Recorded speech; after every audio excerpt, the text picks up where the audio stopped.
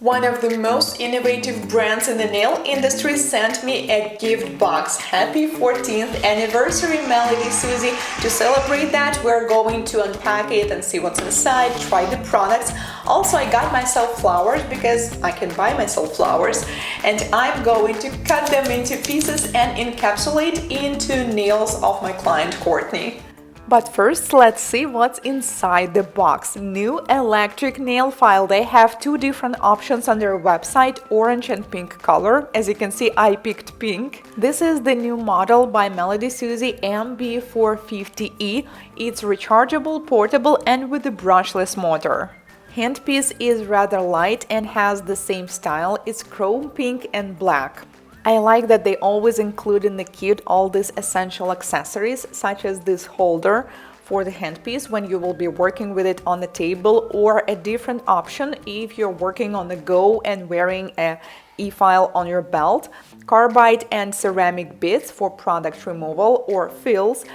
This is the charger. You will need around 2.5 hours to fully charge it and 12 hours of work. Most satisfying part, taking off the film. This model has an upgraded on and off button, so you need to do a long tap to turn it on, and then you adjust the speed, and whenever you need to stop, you just click one time and this is how you pause it. Then you click again and it will resume. I thought that this is it, but no, there's another surprise bottom floor with more nail goodies. We have pink sand bands and a kit of diamond and buffing drill bits. Plus more ceramic and carbide bits for product removal or fills, and we also have some cute pink implements, metallic pusher, nippers, and I'm not sure about the name of this tool, something like product remover, and we also have this polishing file, brush to remove the dust or the glitter. This brush is super convenient for cleaning nail drill bits. Let's proceed to the nail extensions, and I will be using tools from this kit. First, we need to push back the cuticles, and I will be using the pusher. Then I'm going to file the free edge of the nails with 180 grit file. Today we are doing super long nail extensions using soft gel tips.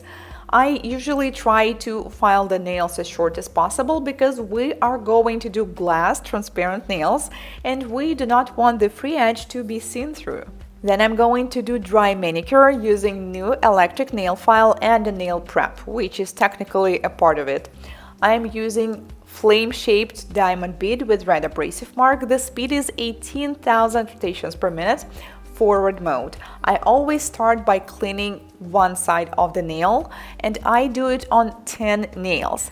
Under my videos, sometimes you ask me this question: is it necessary to use cuticle pusher to push back the cuticles first, or can you do it with electric nail file right away? It depends.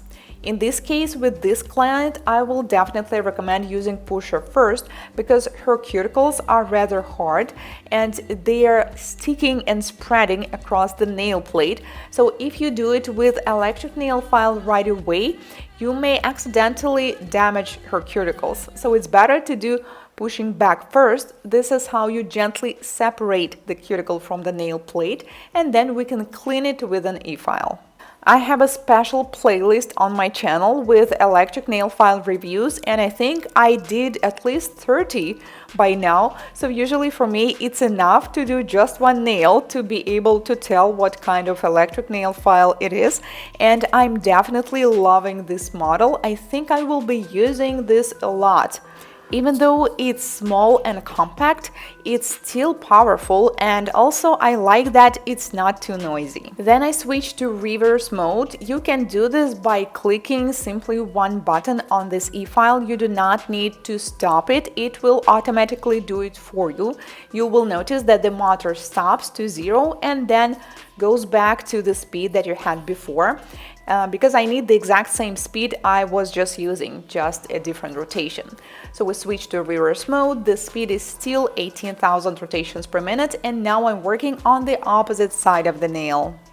I clean the area under the cuticles, corners, and the area along the sidewalls. If your client also has some hangnails along the sidewalls, we can easily clean them using the same drill bit.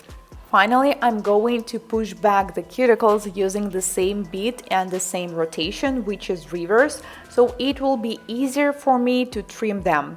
Now we need to take off the surface shine, and you know guys that I love using electric nail file. I use it all the time for so many things, but taking off the surface shine is one of those things that I prefer doing with a hand file, because this is how you can make sure that we remove only 1 to 2 layers of the nail plate.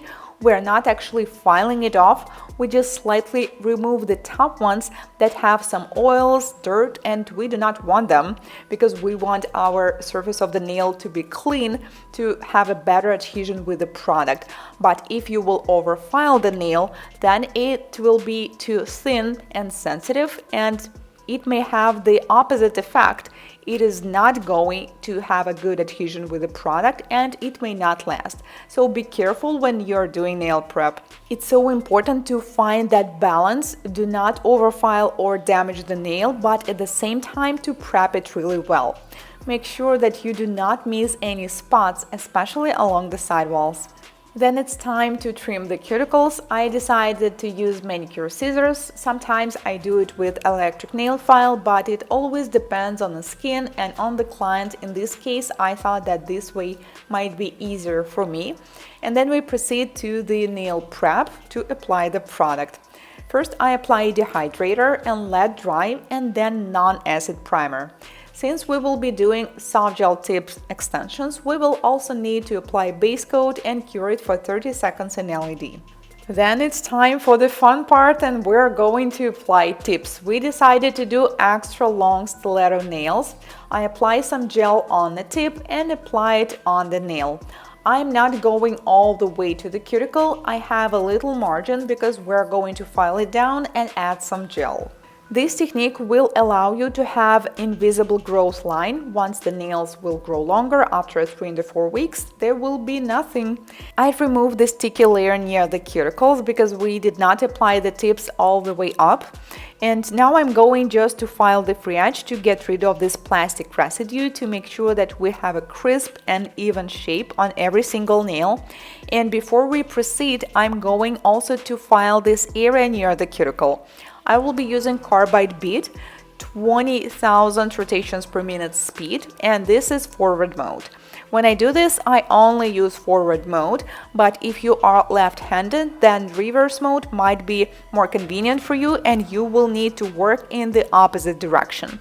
All I need to do is to file down this area near the cuticle on the tip. It's super important to not touch the natural nail because carbide bead with blue abrasive mark is rather hard. If you touch the natural nail with it, you will have this ring of fire, and we definitely do not want that.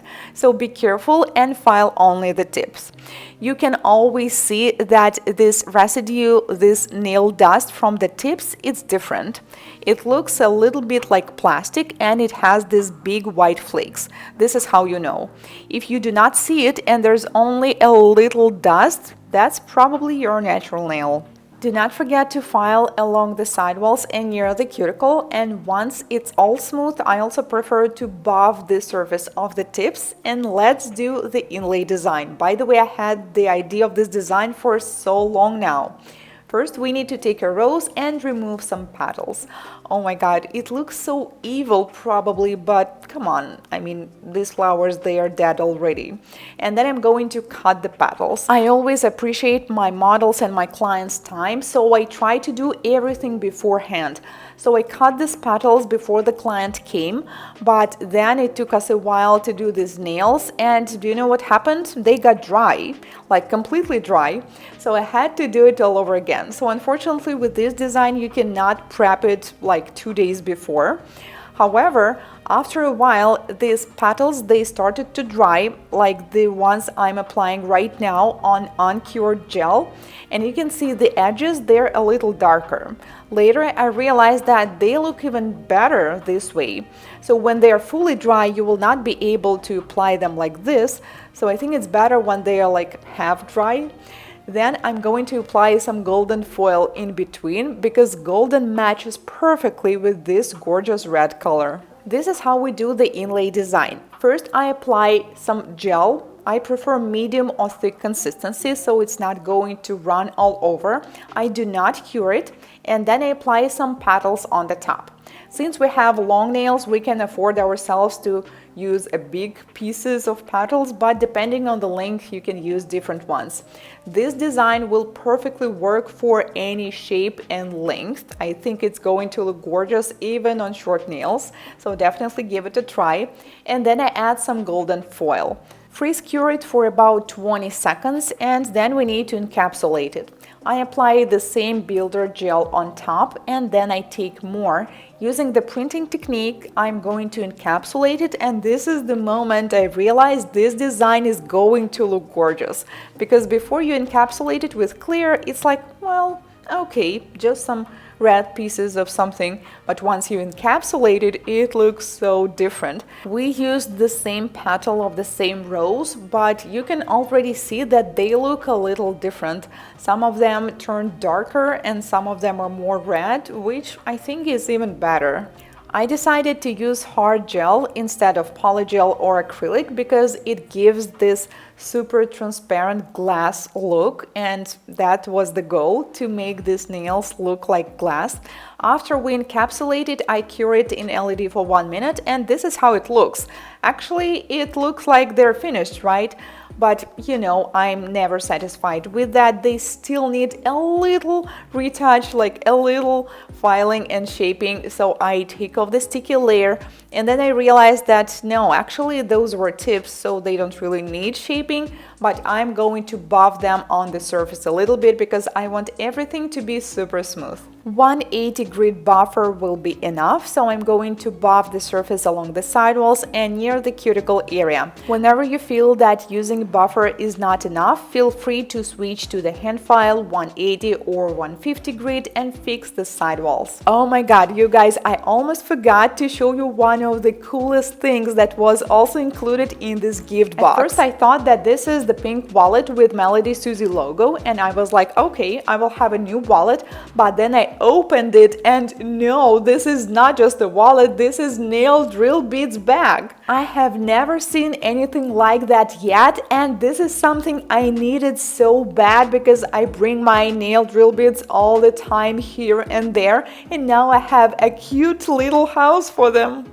Meanwhile, I'm done with the buffing and it's time for the best part of the nail service, nail art reveal or top coat application, and we're definitely going to use the glossy top coat. The link to this new electric nail file and this anniversary kit will be in the description box as usual. And this is the final look. I'm super happy with the outcome, as well as my client Courtney. Let me guys know, what do you think? Have you ever tried encapsulating real flowers in the nails, not the dried ones? Would love to hear about your experience, and thank you so much for watching. If this is your first time here on my channel, consider subscribing as I post new nail art tutorials just like this one every week. See you in my next one.